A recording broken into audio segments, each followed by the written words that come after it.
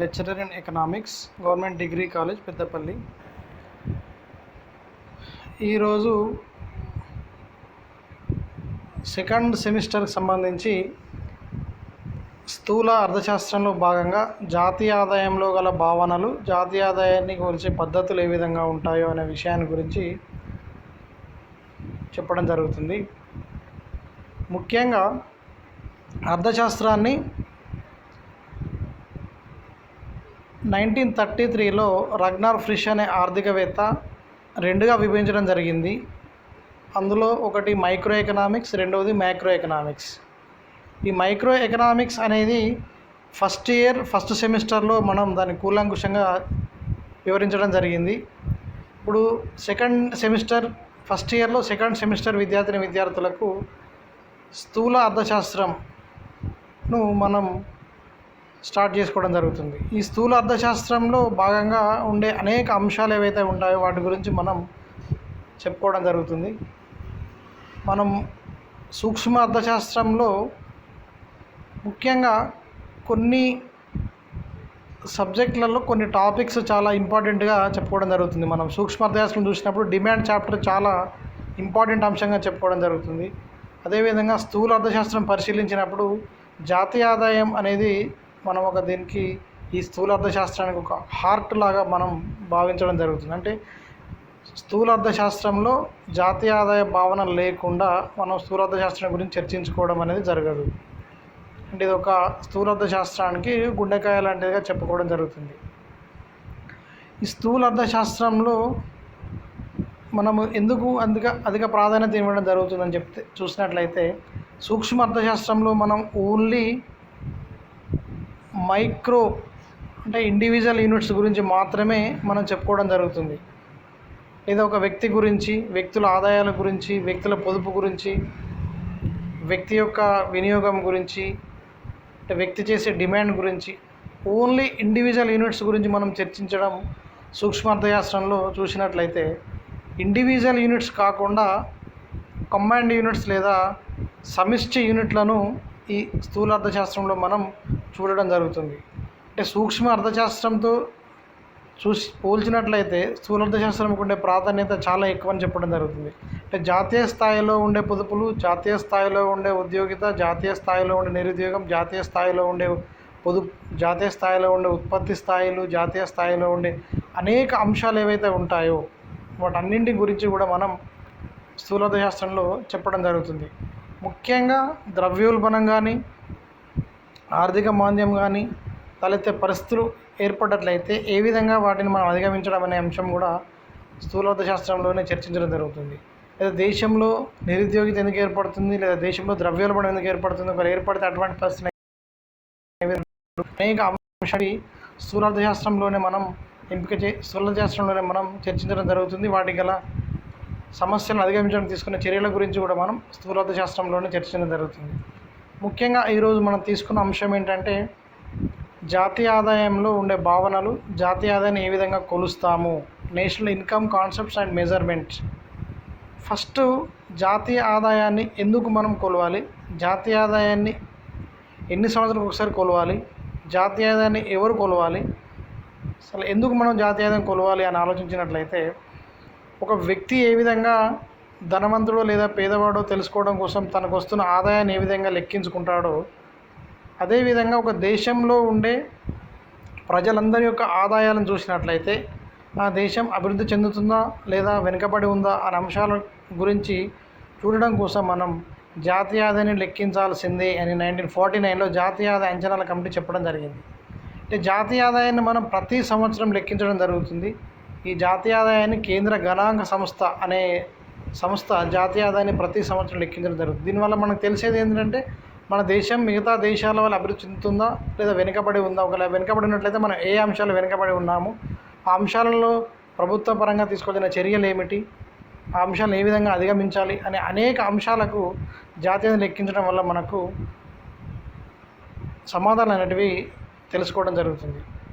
ఒకవేళ జాతీయ ఆదాయాన్ని మనం దాన్ని నిర్వచించినట్లయితే, ఒక దేశంలో ఒక సంవత్సర కాలంలో ఉత్పత్తి అయిన అంతిమ వస్తు సేవల నికర విలువల మొత్తాన్ని మనం జాతీయ ఆదాయం అంటాము. ఈ నిర్వచనం లోపల మనం అనేక అంశాలు ఇమిడి ఉంటాయి. ఒక దేశంలో ఒక సంవత్సర కాలంలో ఉత్పత్తి అయిన అంతిమ వస్తు సేవల నికర విలువల మొత్తం. ఇక్కడ ఉత్పత్తి అయిన అంతిమ వస్తు సేవలు ఉంటున్నాయి, ప్లస్ వాటి యొక్క నికర విలువలు మాత్రమే మనం పరిగణలోకి తీసుకోవడం జరుగుతుంది. ఇక్కడ మనం తీసుకున్న పీరియడ్ ఏంటమ్మా, ఒక్కటే సంవత్సరం. ఒక సంవత్సరంలో ఉత్పత్తి అయిన మొత్తం పూర్తిగా తయారైన వస్తువులు మాత్రమే లెక్కలోకి తీసుకొని వాటి యొక్క నెట్ వాల్యూని మాత్రమే లెక్కలోకి తీసుకునేది మనం జాతీయ ఆదాయంగా నిర్వచించడం జరుగుతుంది. దీన్ని మనం ఇంగ్లీష్లో చూసినట్లయితే national income is the money value of all the final goods and services produced by a country during a period of 1 year. National income consist of a collection of different types of goods and services.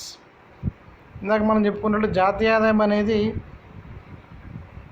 వస్తువుల సేవల యొక్క ఒక దేశంలో ఉత్పత్తి అయిన వస్తువుల సేవలు మరియు అంతిమ వస్తువులు ఒక సంవత్సర కాలం అనే అంశాలు మనం పరిగణలోకి తీసుకొని జాతీయ ఆదాయం నిర్వచించడం జరుగుతుంది. ఈ జాతీయ ఆదాయంలో ఇమిడి ఉండే అంశాలు ఏంటి అంటే, మరి జాతీయ ఆదాయాన్ని ఏ విధంగా మనం లెక్కించవచ్చు, జాతీయ ఆదాయాన్ని ఏ విధంగా మనం లెక్కించవచ్చు చూసినట్లయితే, national income is the money measure of, మనం జాతీయ ఆదాయాన్ని ద్రవ్య రూపంలో ఏ విధంగా లెక్కిస్తాము, the net value of the all products and services, the net value of the all products and services, వస్తువుల మరియు సేవల యొక్క నికర విలువలను మాత్రమే మనం తీసుకుంటాము. మొట్టమొదటి అంశం. Of an economy during a year, మనం జాతీయాన్ని ఎన్ని సంవత్సరాల కోసం లెక్కిస్తాము, ఓన్లీ ప్రతి సంవత్సరం, డ్యూరింగ్ ఏ ఇయర్, ప్రతి సంవత్సరం, ఎవ్రీ ఇయర్ మనం జాతీయ ఆదాయాన్ని లెక్కించుకోవడం జరుగుతుంది. కౌంటెడ్ వితౌట్ డూప్లికేషన్, ఎటువంటి డూప్లికేషన్ లేకుండా మనం జాతీయ ఆదాయాన్ని లెక్కించుకోవడం జరుగుతుంది. After having allowed for depreciation, ఎటువంటి తరుగుదలలు ఏవైతే ఉంటాయో ఆ తరుగుదలను తీసివేసిన తర్వాత మాత్రమే మనం జాతీయ ఆదాయాన్ని లెక్కించుకోవడం జరుగుతుంది.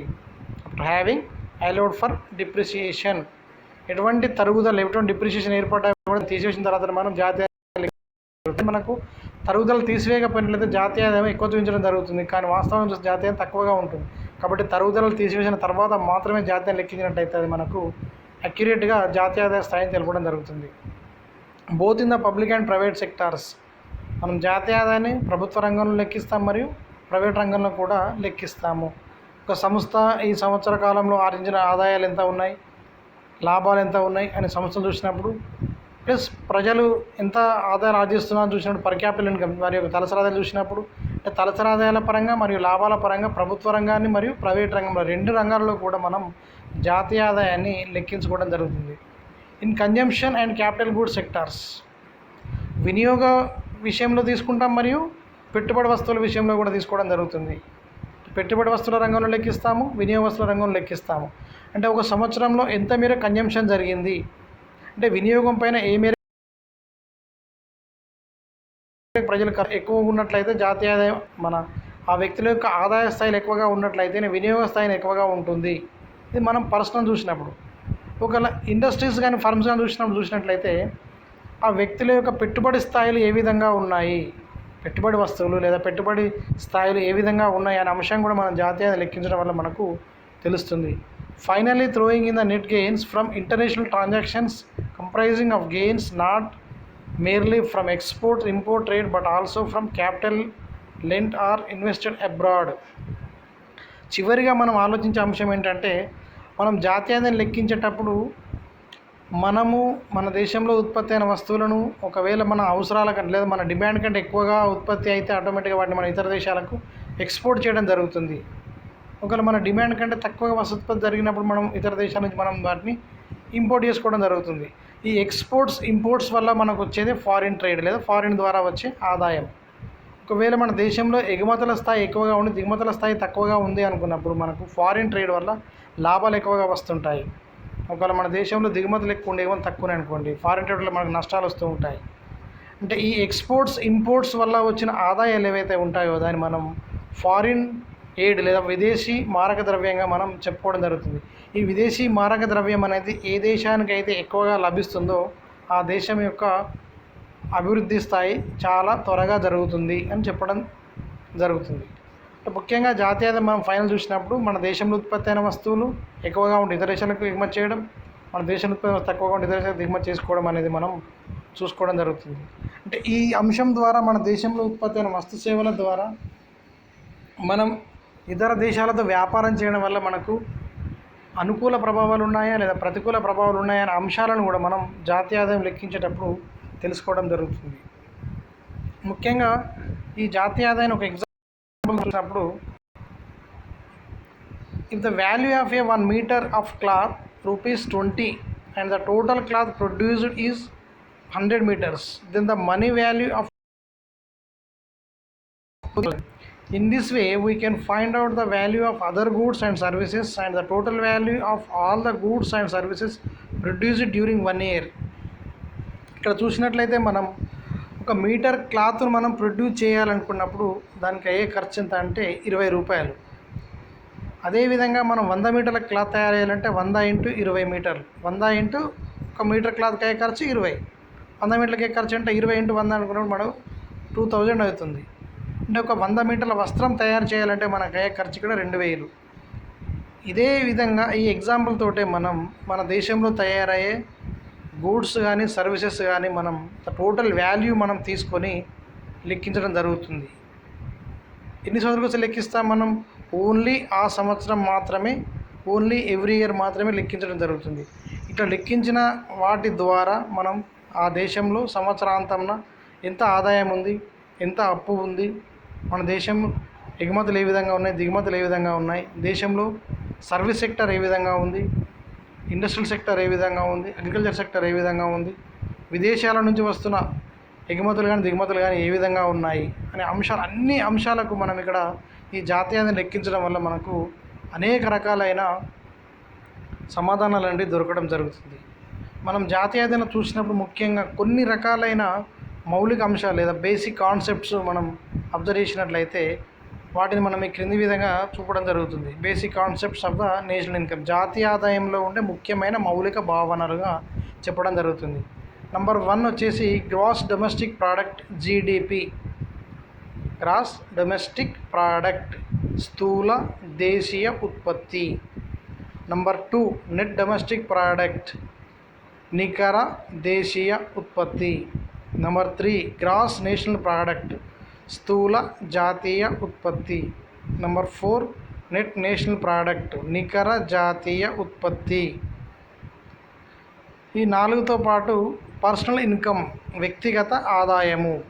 పర్సనల్ ఇన్కమ్, వ్యక్తిగత ఆదాయము. నెక్స్ట్ డిస్పోజబుల్ పర్సనల్ ఇన్కమ్, వ్యయార్హ ఆదాయం అంటాము, వ్యయార్హ ఆదాయము.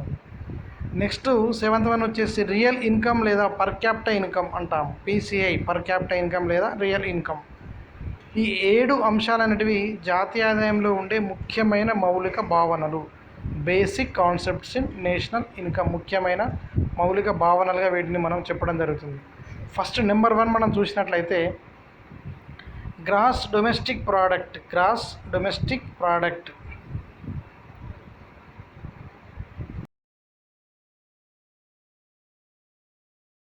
Gross domestic product is the money value of all final goods and services produced in the domestic territory of a country during a accounting year. మన దేశ సరిహద్దుల ప్రాంతాలలో లేదా మన భౌగోళిక సరిహద్దు ప్రాంతాలలో ఉత్పత్తి అయిన అంతిమ వస్తు సేవలను లెక్కించగా వచ్చిందే gross domestic product. Gross domestic product is the money value of all final goods and services produced in the domestic territory of the country during an accounting year. మనం ఏ సంవత్సరం అయితే జాతీయాన్ని లెక్కిస్తామో ఆ సంవత్సరంలో మన దేశ సరిహద్దు ప్రాంతాలలో జరిగిన వస్తు మరియు సేవల యొక్క అంతిమ విలువలను మనం ద్రవ్య రూపంలో లెక్కించినప్పుడు దానిని మనం జీడిపి లేదా గ్రాస్ డొమెస్టిక్ ప్రోడక్ట్, స్థూల దేశీయోత్పత్తిగా చెప్పడం జరుగుతుంది. అంటే మనం చూసినట్లయితే ఒక దేశ సరిహద్దు ప్రాంతాలలో జరిగిన అంతిమ వస్తు సేవల విలువల మొత్తాన్ని ఆ సంవత్సరం మనకు వచ్చిన జాతీయ ఆదాయంగా లేదా జీడిపిగా చెప్పడం జరుగుతుంది.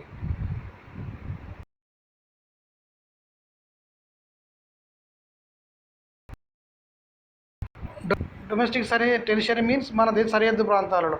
Tertiary lying with in the political frontiers అంటే మన దేశ రాజకీయ సరిహద్దులు కావచ్చు, including terrestrial waters of the country.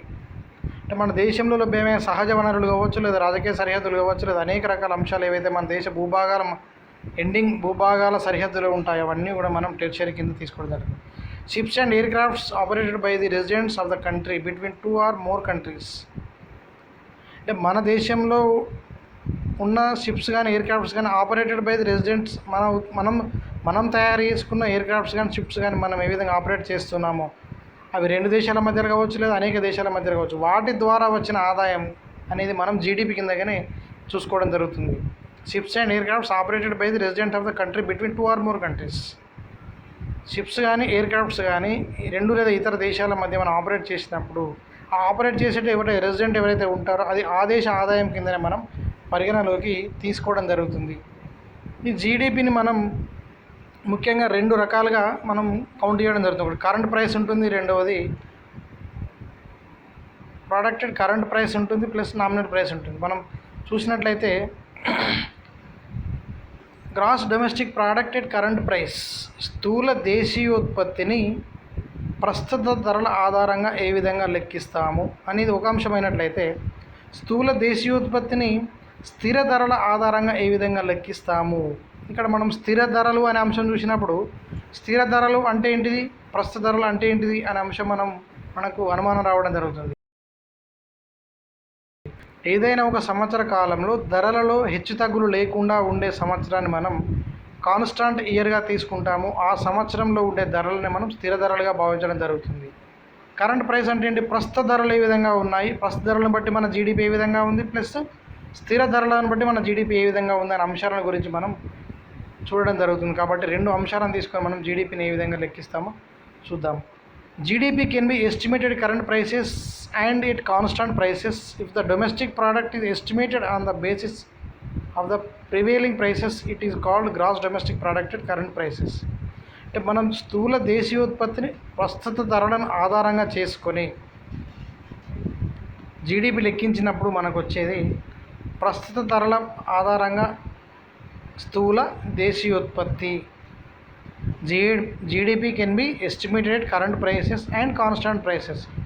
మనం జీడిపిని కరెంట్ ప్రైసెస్ ద్వారా లెక్కించవచ్చు, మరియు కాన్స్టాంట్ ప్రైసెస్ ద్వారా లెక్కించవచ్చు. If the domestic product is estimated on the basis of the prevailing prices it is called gross domestic product.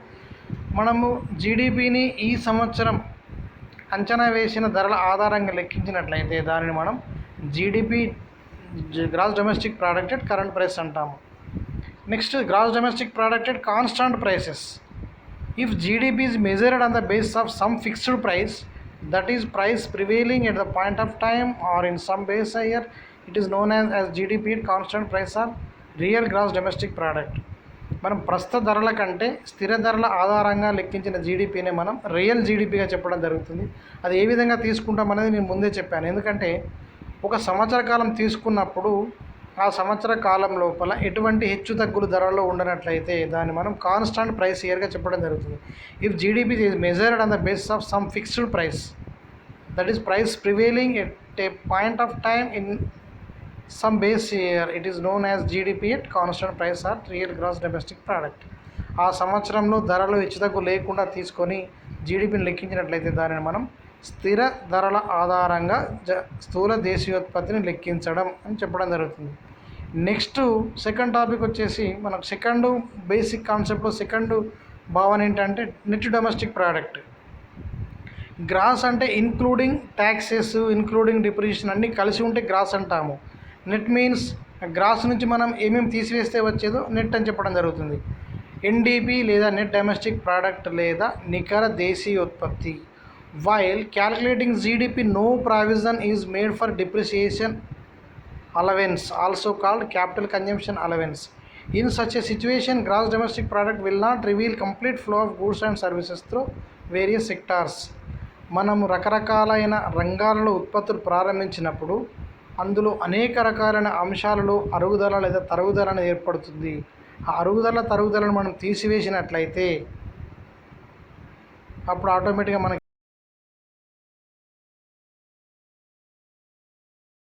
National ఇన్కమ్గా చెప్పడం జరుగుతుంది. అంటే జాతీయ ఆదాయం నుంచి అరుగుదలలు వివిధ రంగాలలో జరుగుతున్నాయి. మళ్ళీ అగ్రికల్చర్ ఏర్పడే తరుగుదల కావచ్చు, పరిశ్రమ రంగంలో ఏర్పడే తరుగుదల కావచ్చు, సేవల రంగంలో ఏర్పడే తరుగుదల కావచ్చు, ఈ తరుగుదలన్నీ కూడా మనం జీడిపి నుంచి తీసివేస్తే వచ్చేదే net domestic product. Net domestic product A part of is therefore set aside in the form of depreciation allowance. When depreciation allowance is subtracted from gross domestic product, we get net domestic product. Net domestic product అంటే ఏం లేదమ్మా, సింపుల్గా GDP నుంచి తరుగుదలను తీసివేయగా వచ్చేదే నికర దేశీయోత్పత్తిగా చెప్పడం జరుగుతుంది.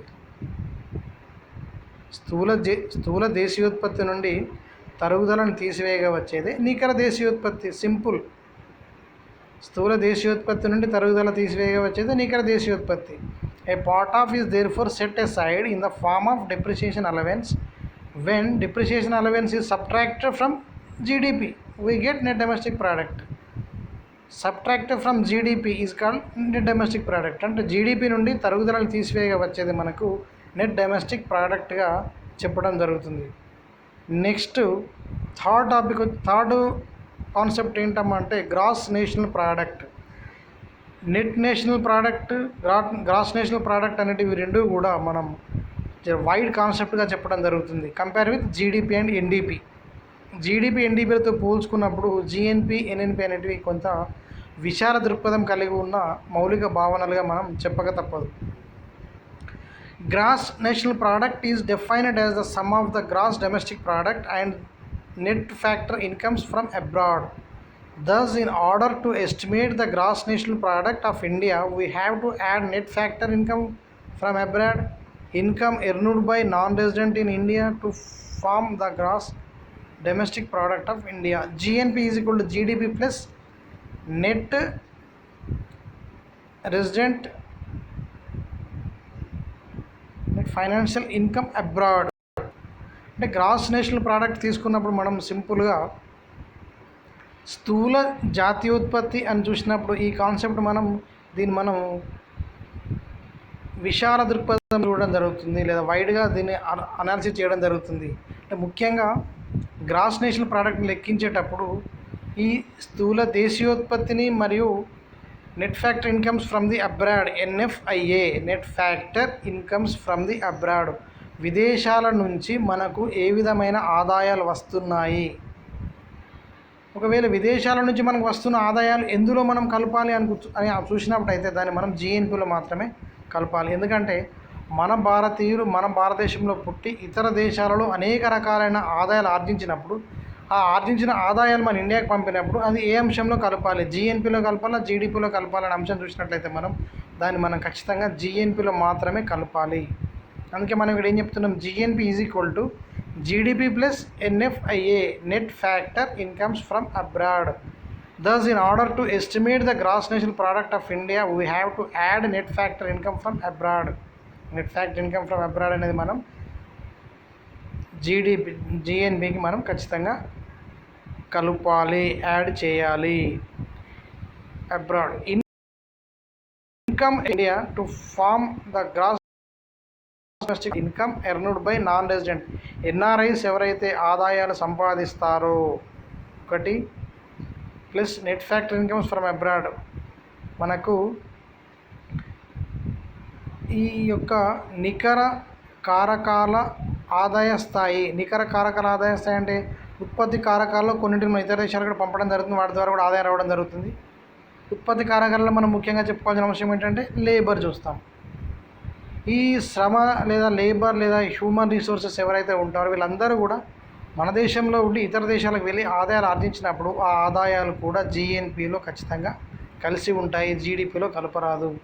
జీడిపికి ఈ ఇతర దేశాల ఆదాయాలు కలపగా వచ్చేదే జిఎన్పి అని కూడా చెప్పొచ్చు. లేదా ఒక దేశంలో ఒక సంవత్సర కాలంలో ఉత్పత్తి అయిన అంతిమ సేవల నికర విలువల మొత్తాన్ని మనం జిఎన్పిగా కూడా చెప్పడం జరుగుతుంది. ఈ జిఎన్పిలో మన భారతీయులు ప్రపంచ దేశాలలో ఎక్కడ ఆదాయాలు ఆర్జించినా కూడా ఈ జిఎన్పిలోనే కలిసి ఉంటాయి అనే కాన్సెప్ట్ ఖచ్చితంగా గుర్తుపెట్టుకోవాలి.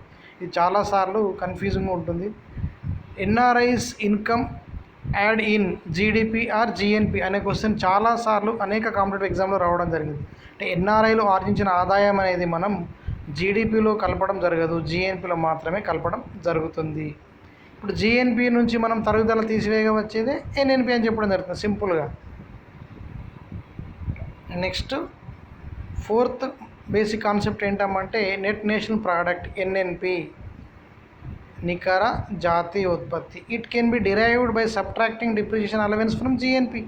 జిఎన్పి నుండి తరుగుదల తీసివేయగా వచ్చేదే NNP. It can also be found out by adding the net factor income from abroad to the net domestic product. లేదా NNP is equal to GNP minus depreciation, లేదా ఎన్డిపికి net factor income from abroad కలిపితే వచ్చేది కూడా NNP. Net factor income from abroad plus NDP. NDP means what? Net domestic product plus net factor income from abroad. ఇవి రెండు కలిపితే వచ్చేది NNP, లేదా జిఎన్పి నుండి తరుగుదల తీసివేయగా వచ్చేది ఎన్ఎన్పి. రెండు రకాలుగా కూడా మనం ఎన్ఎన్పిని తీసుకోవచ్చు, ఎన్ఎన్పిని మనం రాబట్టుకోవచ్చు.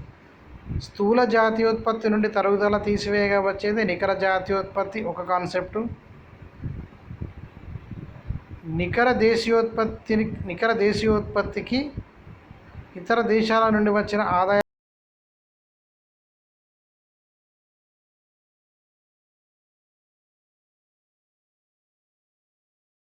మనము కారకాల ధర దృష్టి చూసినప్పుడు నికర జాతీయోత్పత్తి ఏ విధంగా ఉంది అని చూసినట్లయితే NNP at factor cost is the volume of commodities and services turned out during an accounting year counted without duplication. It can also be defined as the net value added a factor cost in an economy during an accounting year. ఈ accounting year మొత్తంలో మనం ఈ కారకాల యొక్క ధరల ఆధారంగా కూడా మనం జాతీయ ఆదాయాన్ని లెక్కించడం జరుగుతుంది. ఒక సంవత్సరంలో కారకాల ధరలు పెరగవచ్చు, ఒక సంవత్సరంలో కారకాల ధరలు తగ్గవచ్చు. అంటే కారకాల ధరలు, ఉత్పత్తి కారకాల ధరలు పెరిగినప్పుడు ఆటోమేటిక్గా ఉత్పత్తిలో కొంత మేరకు తగ్గుదల ఏర్పడుతుంది. ఉత్పత్తి కారకాల ధరలు పెరిగినప్పుడు వాటిని కొనుగోలు చేయడం కొంత తగ్గిస్తారు. ఆటోమేటిక్గా అప్పుడు ఉత్పత్తి కారకాల ధరలు పెరగడం వల్ల ఉత్పత్తి తగ్గుతుంది. ఉత్పత్తి కారకాల ధరలు తగ్గినాయి అనుకోండి, ఉత్పత్తి ఎక్కువ మొత్తంలో పెరగడం జరుగుతుంది. ఫర్ ఎగ్జాంపుల్ అగ్రికల్చర్ తీసుకున్నప్పుడు లేబర్ ఛార్జెస్ తక్కువనే అనుకోండి, అగ్రికల్చర్లో సాగు చేసే సామర్థ్యం అనేది పెరుగుతుంది. ఒక లేబర్ ఛార్జీలు చాలా ఎక్కువనే అనుకోండి, ఆటోమేటిక్ అగ్రికల్చర్ చేసే సామర్థ్యం కొంత మేరకు తగ్గించుకుంటారు రైతులు. అంటే ఇక్కడ డిపెండింగ్ ఆన్ ఫ్యాక్టర్ ప్రైస్ను పట్టి కూడా, లేదు ఫ్యాక్టర్ ఆఫ్ కాస్ట్ ఆఫ్ ఫ్యాక్టర్స్కి పట్టి కూడా మనకు జాతీయ ఆదాయం అనేది ఎక్కువగా తక్కువగా ఉండడం అనేది మనం చూడడం జరుగుతుంది. Next NNP at factor cost or national income. NNP at factor cost. NNP at factor cost on national income is defined as the sum of domestic factor incomes and net factor income from abroad. If NNP figure is available at market price, we will subtract indirect taxes and add subsidies to the figure to get NNP at factor cost or national income of the country. NNPని మనం ఉత్పత్తి కారకాల ద్వారా పొందాలనుకున్నప్పుడు మనం అందులో some of domestic factor incomes and net factor income అనేది మనం observe చేసి దాన్ని మనం చూడడం జరుగుతుంది. If NNP figure is available at market price, మనం మార్కెట్ ధరలలో నికర జాతీయోత్పత్తి చూడాలనుకున్నప్పుడు వీ విల్ సబ్ట్రాక్ట్, అందులోనూ ఎన్ఎన్పి నుండి ఏం తీసేయాలి? ఇండైరెక్ట్ ట్యాక్సెస్, పరోక్ష పన్నులు తీసేయాలి, ప్లస్ వాటికి ఏం కలపాలి? సబ్సిడీలను కలపాలి. అంటే ఇక్కడ ఏంటి, మార్కెట్ ధరలలో మనం నికర జాతీయోత్పత్తిని పొందాలనుకున్నప్పుడు మనము అప్పుడు domestic factory income, net factory income రెండు గుర్తుపెట్టుకోవాలి. అందులో నుంచి పరోక్ష పన్నులను కలపాలి, సబ్సిడీలను తీసివేయగా వచ్చేదే మనకు NNP at factor cost of national income or factor cost of national income. NNP at factor cost or national income observe చేసినప్పుడు NNP at factor cost is equal to national income is equal to FID. FID means factor income earned in the domestic territory of the country. మన సరిహద్దు ద్వారా ఆ దేశంలో ఉత్పత్తి అయిన వస్తు సేవల విలువలనే మనం ఎఫ్ఐడిగా చెప్పడం జరుగుతుంది. జాతీయ ఆదాయం is equal to NNP at factor price అనేదే మనకు ఇక్కడ ప్యూర్గా జాతీయ ఆదాయంగా చెప్పడం జరుగుతుంది. ఈ NNP at factor price is equal to national income is equal to FID plus NFIA. NFI అనేది net factors income abroad, net factors income abroad, net domestic factors income abroad అని మనం చూడడం జరుగుతుంది. Net factor income from abroad. ఈ FID factor income earned, ఈ FID అంటే ఏంటమ్మా అంటే టెరిటరీ, మన దేశ సరిహద్దులలో జరిగిన ఉత్పత్తిని మాత్రమే మనం ఎఫ్ఐడిగా చెప్పడం జరుగుతుంది. దీనికి మనం ఏం కలపాలి? ఇతర దేశాల ద్వారా, ఇతర దేశాల నుండి వచ్చిన net factor income from abroad, ఇతర దేశాల నుంచి వచ్చిన ఈ నికర ఉత్పత్తి కారకాల నుండి వచ్చే ఆదాయం ఏదైతే ఉందో దానిని మనం ఈ యొక్క ఎఫ్ఐడికి, factory income earned in the domestic territory of the country కలపడం ద్వారా మనకు ఎన్ఎన్పిఎడ్ ఫ్యాక్టర్ ప్రైస్ అనేది రావడం జరుగుతుంది. ఈ ఎన్ఎన్పిఎడ్ ఫ్యాక్టర్ ప్రైస్ అనేది మనము పర్ఫెక్ట్గా జాతీయ ఆదాయంగా మనం చెప్పడం జరుగుతుంది. Okay, thank you. Remaining discuss next class.